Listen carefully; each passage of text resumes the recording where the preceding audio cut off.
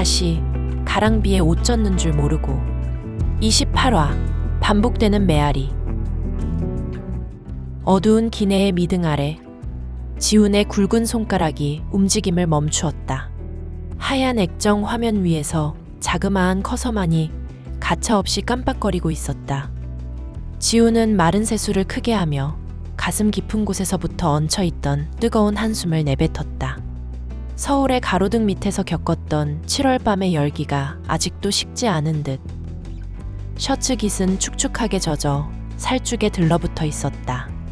이윽고 굳은 결심을 내린 듯 그의 손가락이 자판 위를 빠르게 미끄러지기 시작했다. 유리야. 가로등 아래 주저앉아 울던 내 모습을 뒤로하고 돌아오는 길에 참 많은 생각을 했다. 그의 뇌리 위로 과거 비가 세차게 내리던 어느 날 밤 가녀린 어깨를 떨며 위태롭게 서 있던 아련한 잔상처럼 겹쳐 흘렀다. 어쩌면 이 편지가 또 다른 집착의 불씨가 될까 두렵기도 하지만 무책임하게 떠난 내 친절에 대해 매듭을 짓는 게 최소한의 예의라는 생각이 들었어. 지훈은 지그시 눈을 감으며 어설픈 정의감에 도취했던 과거의 자신을 아프게 자책했다. 그날 너를 처음 만났을 때 나는 내 과거의 깊은 상처를 너에게 투영했던 것 같다. 그래서 구원자라도 된 양 내게 손을 내밀었지. 흔들리는 비행기의 진동 속에서 그의 진심이 화면 가득 꾹꾹 눌러 담겼다. 하지만 유리야, 내가 너에게 준 건 사랑이 아니라 한낱 동정이었어. 아니, 어쩌면 나 자신의 죄책감을 씻고 싶어 발버둥쳤던 이기적인 위선이었을지도 모른다. 비참한 진실을 스스로 고백하는 지훈의 입가에 씁쓸하고 자조적인 미소가 맴돌았다. 나의 그 가벼운 선의가 너에게는 운명이라는 허울 좋은 이름의 감옥이 되었다는 걸 이제야 알았어. 미안하다. 지훈을 바라보며 세상 가장 환한 미소를 지어주던 과거 유리의 모습이 떠올랐다. 그러나 마음의 필터를 거쳐 나온 그 웃음은 점점 기괴한 형상으로 일그러지며 목을 조여오는 환청이 되어 그를 덮쳤다. 네가 나 덕분에 다시 살 수 있다고 말할 때마다 나는 고마움보다는 알 수 없는 무서운 공포를 느꼈다. 결국 참아왔던 눈물이 뜨겁게 번지며 스마트폰 액정 위로 툭 떨어져 번졌다. 누군가의 생존 이유가 오직 나 하나뿐이라는 건 내게는 너무나 무겁고 숨이 막히는 일이었어. 그가 마침내 가장 잔인하고도 간절한 문장을 두드렸다. 유리야, 이제 나를 죽여주렴. 네 마음속에 구원자처럼 완벽하게 박제해둔 지훈이라는 존재를 이제는 그만 죽여줘. 나는 네가 생각하는 것처럼 그렇게 대단한 사람도 결코 선한 사람도 아니란다. 지훈은 고개를 들어 허공에 짙은 어둠을 응시했다. 가슴속 가장 따뜻한 곳에 묻어둔 수진의 얼굴이 어른거렸다. 나 역시 누군가의 사랑 없이는 단 한순간도 살 수 없는 지극히 나약하고 이기적인 인간일 뿐이야. 열심히 빌딩 숲을 오가며 성실하게 일하고 있을 유리의 뒷모습이 어렴풋이 스쳐 지나갔다. 네가 취업을 하고 마침내 현실을 딛고 살아가기 시작했다는 소식을 들었을 땐 진심으로 기뻤어. 하지만 그 처절한 노력이 나를 되찾기 위한 수단이 되어서는 안 돼. 네가 흘리는 땀과 눈물은 오직 너 자신만을 위한 것이어야만 비로소 의미가 있는 거니까. 지훈의 얼굴이 다시금 짙은 수심으로 물들었다. 이제는 정말 뼈를 깎아내는 고통을 주더라도 필요한 못을 박아야 할 차례였다. 나는 이제 내가 진심으로 사랑하는 사람에게 가려고 해. 그 사람 곁에 떳떳하게 서기 위해 내 삶의 구석구석에 찌든 어두운 그림자들을 하나씩 걷어내는 중이다. 어두운 서울의 가로등 아래에서 홀로 흐느끼던 유리의 실루엣이 마지막 눈가에 밟혔다. 너 또한 그 그림자 중 하나로 쓸쓸히 남겨지지 않기를 바란다. 부탁할게. 더 이상 나를 찾지 마라. 그는 마치 눈앞에 유리를 앉혀둔 것처럼 애틋하면서도 가장 엄한 눈빛으로 편지의 끝을 맺었다. 누군가의 빛을 겨우 빌려 연명하는 삶이 아니라 내 안에서 스스로 따스한 빛을 내는 존엄한 사람으로 살아가길. 부디 너만의 계절을 찾아가길 바란다. 지운 올림. 미세하게 떨리던 지훈의 엄지손가락이 마침내 전송 버튼을 꾹 눌렀다. 가벼운 수신음과 함께 전송이 완료되자 지훈은 미련 없이 휴대폰을 주머니 깊숙한 곳에 밀어넣고 깊은 잠을 청하듯 눈을 감았다.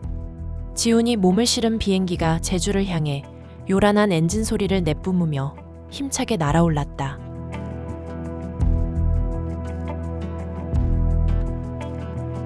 제주의 깊은 밤. 지훈은 익숙한 동작으로 자신의 낡은 구옥 현관문을 열고 들어섰다. 삐걱거리는 문소리가 나자마자 바닥에서 꼬리를 세우고 기다리던 고양이가 울음소리를 내며 다가왔다. 지훈은 고양이를 조심스레 들어올려 가슴팍에 가만히 안았다. 손가락 끝으로 전해지는 작고 부드러운 털의 따스한 촉감을 느끼고서야 지훈의 굳어있던 안면 근육이 비로소 부드럽게 풀렸다. 그는 고양이를 품에 안은 채 밤바람이 불어오는 테라스로 발걸음을 옮겼다. 철썩이는 밤바다의 시원한 파도 소리가 마당을 타고 귓가로 밀려들었다. 이제 이 생활이 완전히 익숙해졌나 보다. 서울 한번 다녀오면 영 정신이 없네. 혼잣말을 중얼거리던 찰나 유리가 길바닥에서 비명을 지르며 내뱉었던 도끼 어린 폭로가 벼락처럼 그의 뇌리를 스치고 지나갔다. 수진 언니가 며칠 전에 나까지 찾아와서 아저씨에 대해 물어봤어. 수진이 자신을 찾기 위해 그 서슬퍼런 유리 앞까지 제 발로 찾아갔었다는 엄연한 사실. 지훈의 눈시울에 뜨거운 눈물이 왈칵 고여 흘러내렸다. 수진 씨가 나를 찾으려고 유리까지 만났다고? 아직도 여전히 날 찾고 있는 거야? 지훈은 테라스 난간에 몸을 기댄 채 품 안의 고양이를 더욱 부서질 듯 꽉 끌어안았다.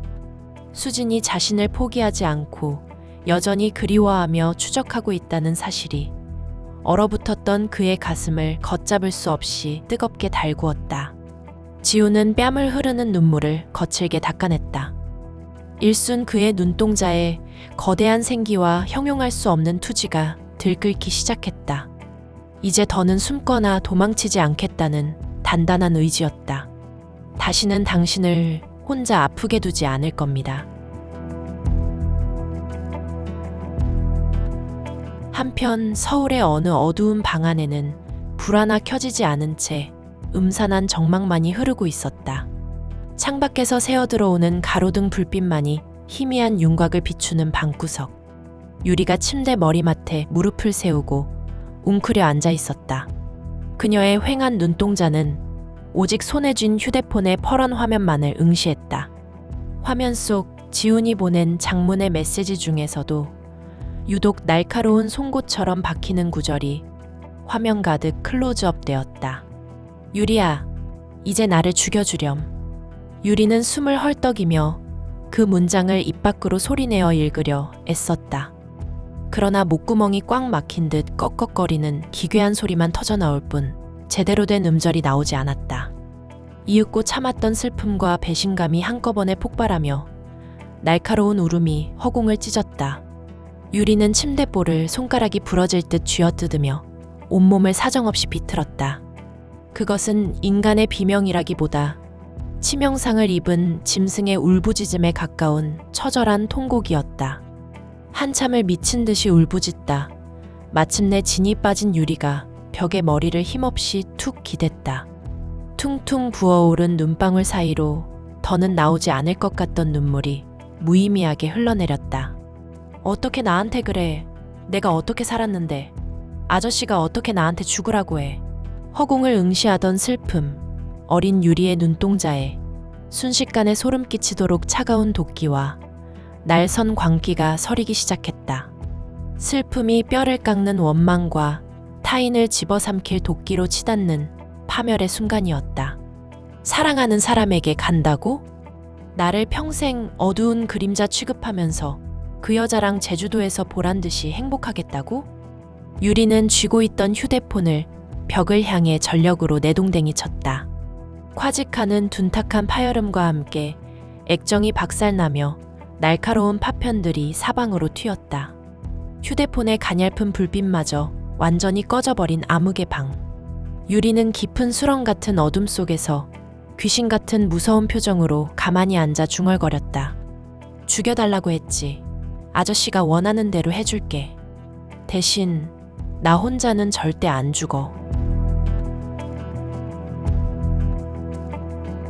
제주의 푸른 밤바다가 한눈에 내려다 보이는 어느 고급 호텔의 웅장한 전경.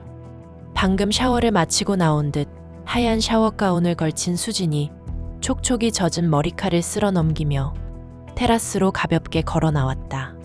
시원한 파도 소리와 함께 그녀의 손가락이 칙 하는 청량한 소리를 내며 캔맥주를 시원하게 따냈다.